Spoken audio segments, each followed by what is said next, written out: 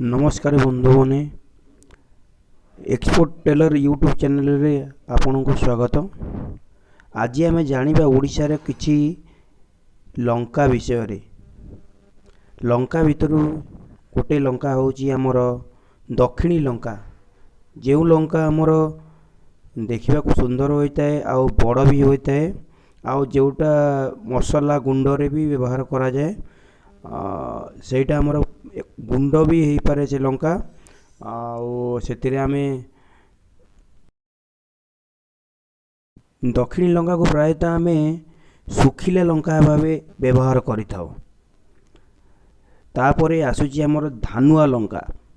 धानुआ लंकार देखा सीना छोटिया ता कामटा बहुत करामतिया। जेमिति से लंका छोटिया होइतिले भी तार राग जीवन हजेदब।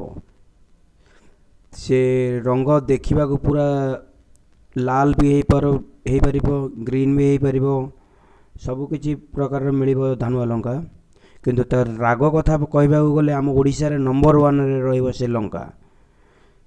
प्रायतः से लंका आमर भद्रक जिले में पावा जाए मिली थाए।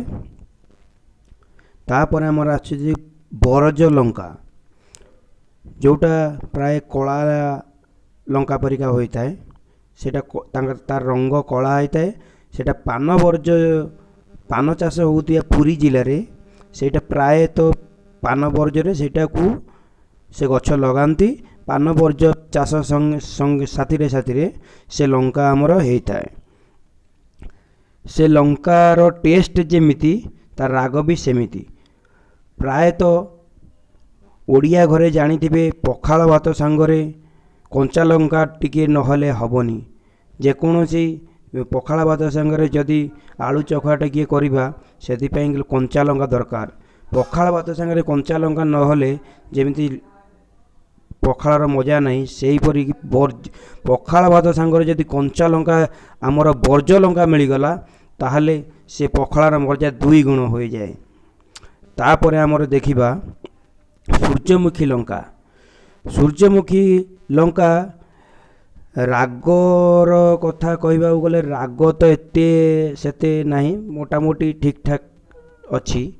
किंतु से लंकार गोटे गुण से देखा गोटे आश्चर्यित जे से सबू फल जदि तलू को देखिए जे आपण मैंने जानी जे सबू लंका तलू को किंतु से लंका ऊपर को सेइथिपाई कि तार नाम दिखाई सूर्यमुखी। आउ कौन ये नहीं, सेइथिपाई तार नाम दिखाई सूर्यमुखी। तापरे आसुची कोली लंका। कोली लंका देखा कोली लंका बोले कोली बोलिया कौन सी बरकोली किंबा नरकोली नुहे। कोली लंका हेउची हमर गोटे बरकोली परिका देखा किंतु से कोली नुहे। राग बहुत, खाइले पाटिरू नाल गली पड़िबो, माने चिंता बाहिरे से लंका बहुत राग। आउ सी भी से सूर्यमुखी परिका ऊपर को उठी थाए। यही होची आम ओडिशा रे किछि लंका। आज एतिकी, नमस्कार।